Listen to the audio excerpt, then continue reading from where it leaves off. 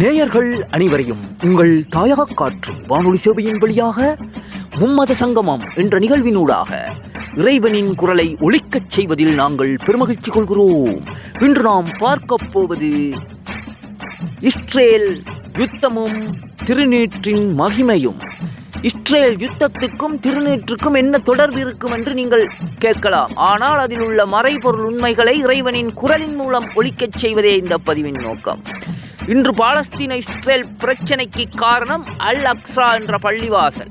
அந்த பள்ளிவாசல் இருந்த இடத்தில் தான் சாலமன் என்ற யூத ராஜா ஒரு கோயிலை கட்டினார் தேவனுக்கு. அந்த கோயில் இருக்கிற இடத்தில் இன்றைக்கு அல் அக்ஸா என்ற இஸ்லாமியர்களின் 3வது பெரிய பள்ளிவாசல் இருக்கிறது.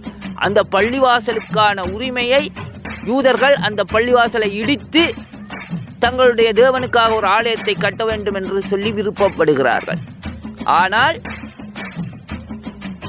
இஸ்லாமியர்களோ இந்த இடம்தான் முகமது நபி அவர்கள் வானத்துக்கு மிராஜ் பயணம் ஏறின இடம் அப்படின்னு சொல்லி அவங்க கொண்டாடக்கூடிய இடம். இந்த இடத்தை இடிக்கிறதுக்கு இஸ்ரேல் முயலுகிறது, இஸ்லாமியர்கள் தடுக்கிறார்கள். இதுதான் இந்த இஸ்ரேல் பாலஸ்தீன யுத்தத்தின் மூல முக்கியமான புள்ளி.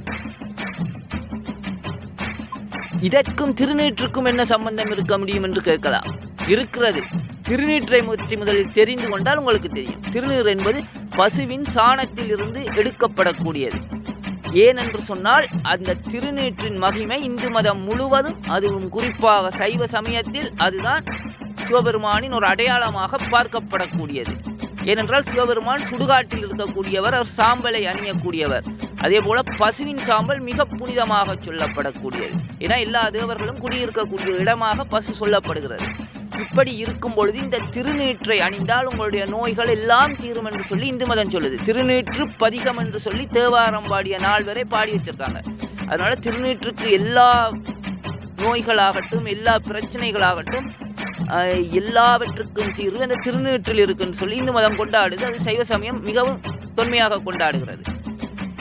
இந்த திருநீற்றின் பெருமையை நீங்கள் உணர வேண்டும் என்று சொன்னால் திருநீற்று பதிகம் என்று சொல்லி இந்து மதத்தில் இருக்குது. அதை நீங்கள் படித்தா தெரியும். அவ்வளவு எல்லா பாவங்களையும் தீர்க்கக்கூடியதா இந்து மதம் சொல்லுது திருநீர். இதை குறித்து கிறிஸ்தவம் என்ன சொல்லுது என்று நீங்கள் பார்த்தால் தெரியும். கிறிஸ்தவத்தில் பழைய ஏற்பாடில் திருநீற்றை பற்றி சொல்லும் பொழுது சொல்லப்படுகிறது, பசுவை எரித்து அதன் சாம்பலை எடுத்து நீங்கள் பூசினால் உங்களுடைய முன்பின் பாவங்கள் மன்னிக்கப்படும் அப்படின்னு சொல்லுது. அந்த முன்பின் பாவங்கள் மன்னிக்கப்படும், இது எக்காலத்துக்கும் பொருந்தும் என்று சொல்லி கடவுளே சொல்லியிருக்காரு. எக்காலத்துக்கும் இந்த திருநீற்று சாம்பலை பூசினா உங்களுடைய பாவம் மன்னிக்கப்படும். நீங்கள் இது பழைய ஏற்பாட்டில் உள்ளது, இது புதிய ஏற்பாட்டு காலம், அப்படிலாம் பேச முடியாது. இறைவன் அதில் சொல்லிட்டார் தெளிவாக. இது எக்காலத்துக்கும் பொருந்தும் என்கிற வார்த்தையே இருக்கு பைபிளில், தேவனுடைய வார்த்தை. அதனால அதற்காகத்தான் அந்த திருநீற்றை மூலம் பாவத்தை தீர்க்க வேண்டும். ஒரு மேசியா, அதாவது இறை தூதர் ஒருத்தரை வரவேற்க வேண்டும் என்பதற்காகத்தான் இன்றைக்கு யூத மதம் காத்து கொண்டிருக்கிறது. அதற்காகத்தான் இந்த சண்டை. இந்த பள்ளிவாசல் இடத்தை இடித்துவிட்டு அவர்களுடைய தேவாலயத்தை கட்டினால் என்ன நடக்கும்? அவர்கள் சொல்கிறார்கள், அந்த தேவாலயத்தை கட்டினவுடன் தான் இறைவனுடைய தூதர் ஒருவர் வருவார் என்று சொல்லி எதிர்பார்க்கிறாங்க. யூதர்கள் ஒரு தீர்க்கதரிசியை எதிர்பார்த்து கொண்டிருக்கிறார்கள். எல்லாருமே ஒவ்வொரு தீர்க்கதரிசியை எதிர்பார்த்து கொண்டிருக்கிறார்கள். கிறிஸ்தவர்கள் இயேசு வருவார் என்று சொல்கிறார்கள். இந்துக்கள் கல்கி அவதாரம் வரும் என்று சொல்கிறார்கள். எல்லா மதம், புத்த மதம் அவர்கள் மைத்ரேய புத்தான்னு ஒருத்தர் வருவார் என்று சொல்றாங்க. எல்லா மதம் ஒருவரை எதிர்பார்த்து காத்து கொண்டிருக்கிறது. அதே போல யூதர்களும் ஒருவரை காத்து கொண்டிருக்கிறார்கள். அவர்தான் மேசியான்னு சொல்லப்படக்கூடியவர். அவர் வரணும்னா இந்த தேவாலயம் கட்டப்பட வேண்டும். அந்த தேவாலயம் கட்டி முடிக்கப்பட்டோன்னு என்ன செய்யணும் அப்படின்னு சொன்னா, ஒரு சிவப்பு கலர் பசு மாட்டை, சிவப்பு கலர் மாட்டை, ஒரு 5 மாட்டை மொத்தமா பலியிட்டு அந்த எரித்து சாம்பலை கொண்டு வந்து அந்த கோயிலை தட்டணுங்காங்க.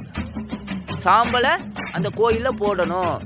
அதுக்காக 1000 வருஷமா உடல் முழுக்கவே சிகப்பாக இருக்கக்கூடிய மாட்டை தேடினாங்க யூதர்கள். இன்ன வரைக்கும் கண்டுபிடிக்கல. ஆனா இப்ப கண்டுபிடிச்சிருக்காங்க. 2018 கண்டுபிடிச்சு எங்க அமெரிக்காவில் கண்டுபிடிச்ச அந்த 5 பசுமாட்டையும் அந்த மாட்டை பாதுகாப்பா வச்சிருக்காங்க பலி கொடுக்கறதுக்காக.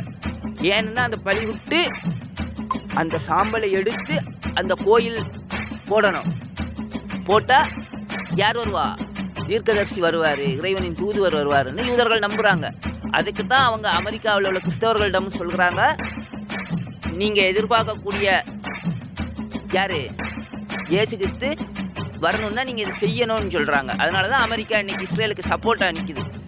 இந்த பிரச்சனைக்கு என்ன காரணம்? அந்த பசுவினுடைய சாம்பலை எடுத்து போடணும், பாவத்தை தீக்கணும், இறைவனுடைய தூதுவர் வரணும். இதுக்கு எல்லாத்துக்கும் அந்த சாம்பலை கொண்டு வந்து போடணுங்காங்க. இதுதான் இந்த பிரச்சனையின் மையப்புள்ளியாக இருக்குது. அதனால தான் அந்த திருநீற்றின் மகிமை என்று சொல்கிறது. திருநீற்றை நீங்கள் போட்டால் இறை தூதர் வருவார் என்று சொல்லப்படுகிறது. அதனால தான் திருநீற்றின் மகிமையை இந்து மதமும் கொண்டாடுது, கிறிஸ்தவ மதமும் கொண்டாடுது, எல்லா மதங்களும் கொண்டாடுகிறது. அதே போல இந்த திருநீறு பூசக்கூடிய நெத்தி இருக்கு பார்த்தீங்களா, அதை குறித்து சொல்லப்படக்கூடியது கிறிஸ்தவன் சொல்லக்கூடியது என்ன தெரியுது? பரிசுத்த ஆவியானவரின் முத்திரையை நெற்றியில் தரித்திருப்பார்கள், அவர்கள்தான் இறைவனால் ரட்சிக்கப்பட்டவர் என்று. அந்த பரிசுத்த ஆவியான இறைவனுடைய வெளிப்பாடை தரித்து கொண்ட நாமத்தை தரித்து கொள்ள நெத்தியில இட்டவர் யாரு? இந்துக்கள் தான் இட்டு கொண்டிருக்கிறார்கள் இன்று வரைக்கும். பைபிள் சொல்லக்கூடியபடி நடக்கிறது இந்துக்கள் தான். திருநீர் இடுறாங்க, திருமண் இடுறாங்க, அதுக்கு பேரே நாமம் திருநீர் என்று சொல்லக்கூடியது. அதே போல ஒவ்வொரு மதங்களுக்கும் ஒன்னொன்று இருக்கு. அதனால அல்லாஹ் திருமறை குர்ஆன் சொல்றாரு, இந்த உயிரினமானாலும் அதன் முன்னேற்றி முடியை நான் பிடித்திருக்கிறேன் என்றார். அந்த முன்னேற்றிக்கு அவ்வளோ மகிமை உண்டுன்னு சொல்லி இந்து மதம் சொல்லுது, இஸ்லாம் சொல்லுது, கிறிஸ்தவம் சொல்லுது. அப்படிப்பட்ட அந்த முன்னேற்றியில் அந்த திருநீரை இட வேண்டும் என்று சொல்லுது. அந்த திருநீர் அவ்வளோ புனிதமானது. அந்த புனிதமான திருநீரை எடுத்து கொண்டு போய் போடணும், அந்த பசுவின் சாம்பலை எரித்து போடணுங்கிறதுக்காக வேண்டி தான் இன்னைக்கு இஸ்ரேல் அந்த பாலஸ்தீன யுத்தத்தை நடத்துது. அப்போ திருநீற்றின் மகிமையை இஸ்ரேல் உணர்ந்து அந்த சண்டையே நடக்குது.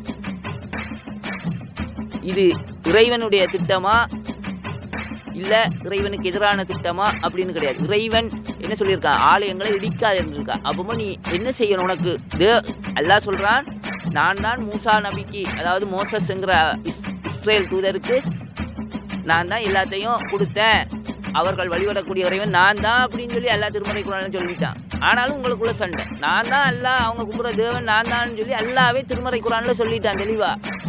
பிறகு ஏன் சண்டைன்னு தான் தெரியல. அல்லாஹ் சொல்றதை நீங்க நம்பலையா இல்லையான்னு தான் தெரியல.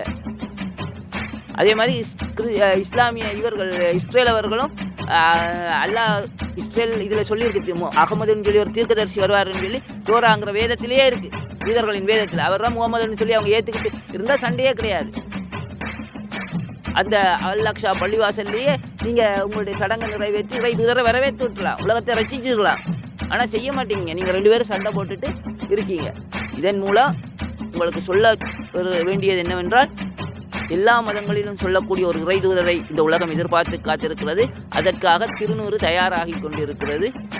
இதன் மூலம் இந்த மனித இனம் ஒற்றுமையாய் சந்தோஷத்துடன் மிகப்பெரிய ஒரு இறை தரிசனத்தை பெற்று உய்ய அந்த எல்லாம் வல்ல இறைவன் இந்த இறைவனின் குரல் மூலம் ஆசீர்வதிக்கட்டும்.